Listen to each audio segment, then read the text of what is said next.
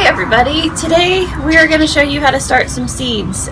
We start all of our seeds here at Harp and Shamrock Croft because we prefer to do that. That way we have control of the process from the beginning until the end. And a lot of people like to do that when they garden instead of buying plants, or you can do some of both.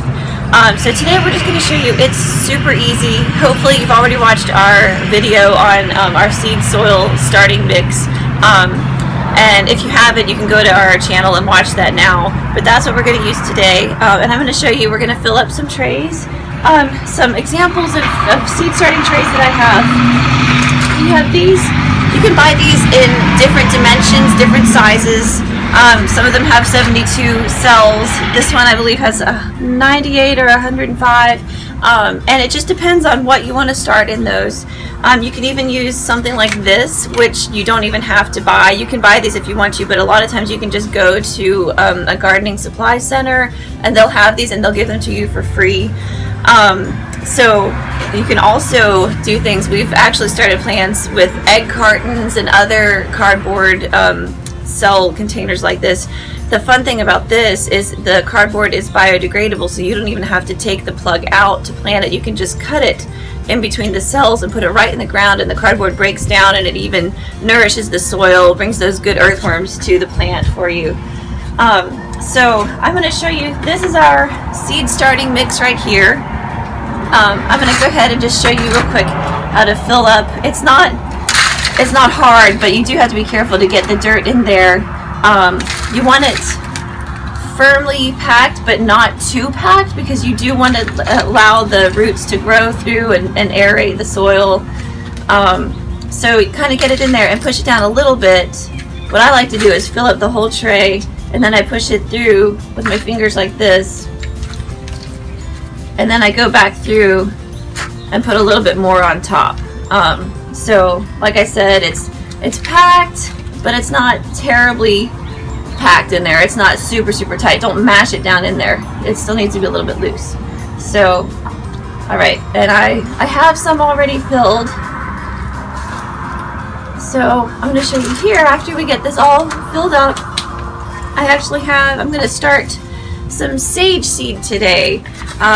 It's middle of February, and so now's the really good time to be starting herbs, flowers, lettuces, and brassicas like broccoli, cauliflower, cabbage, those things, because those will go into the ground much earlier than tomatoes and peppers. Those, to the nightshades, the tomatoes and peppers, we usually start later on towards the end of February. So here's my sage seed. I'm going to put 3 of these in each hole. These are nice big seeds, so these are really easy. Some of them are super tiny, and you can't even pick them up with your fingers. You need to just shake them out of the pack. But here I'm going to show you these 3. I'm just going to put them right on top, push them down a little bit, and then push some of the seed starting mix right on top.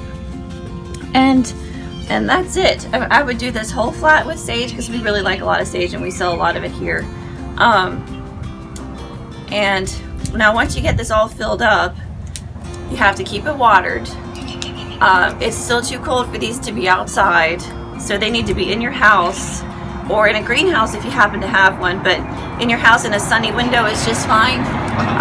You might want to start off when you water them using a spray bottle to water, because the plants are going to be so delicate that if you use anything bigger than a fine mist, it could disrupt the seed, the germination process, and that. So there we go. You'll see that they should germinate in just a few days. They get a little bit bigger. A lot of plants you can transplant right from this tray into the ground or into your pots. A lot of plants you can't do that with. Tomatoes, peppers.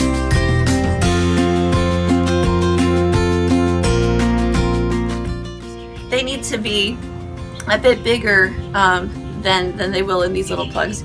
So after a few weeks, I'd say about 2 to 3 weeks, usually on the tomatoes and peppers and bigger things, you need to take them from here and put them in a bigger pot, like a 4-inch pot, even a 6-inch pot. That way they get a really good root ball before you put them in the ground.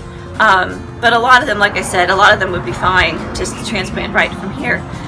Alright, so it looks like that's it today on our seed starting video, just go to our channel, watch our other videos. We want to help everybody learn how to garden the best way possible. Thanks for watching.